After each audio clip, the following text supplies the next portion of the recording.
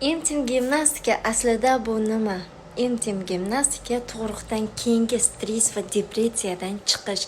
Ayollar o'zini erini haligacha bu meni juft halolim, bu meni turmush o'rtog'im deb emas, как будто erini arindaga olib shunchaki suhbatlashib yurganlarini guvohi bo'ldik. Keling, sizlar bilan biz bugun intim gimnastika to'g'risida birozgina suhbatlashamiz. Intim gimnastika o'zi aslida bu nima?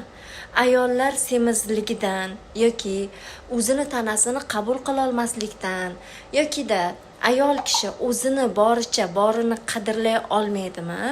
Hattoki bizni o'sha intim zonalarimizga ham ta'siri bo'lar ekan. Bu qanday bo'lishi mumkin? Stress, depressiya, biz asabiylashgan vaqtimiz kimdir qo'li qaltiraydi, kimdir boshiga qattiq og'riq kiradi, jahli chiqadi, kimdir esa nimalarnidir sindirib, bolalarini urib alamini oladi va deydi, o'sha holatda pichi savudim, o'zimga keldim deb o'ylaydi. Aslida hammasi bu stresslar, turmush o'rtog'i bilan munosabatidagi kelishmovchiliklar. Ikkinchisi intim holatda bo'lgan vaqtda, o'sha pastelni rejimda bo'lgan vaqtida esa bir-birodan qoniqmaslik, ayol kishi o'zidan o'zi xijolat bo'lishlik yoki qanaqadir videolinalar kelishlik, qanday kengayishlik bo'lishlik, bularni ustida ishlashdan qo'rqmang.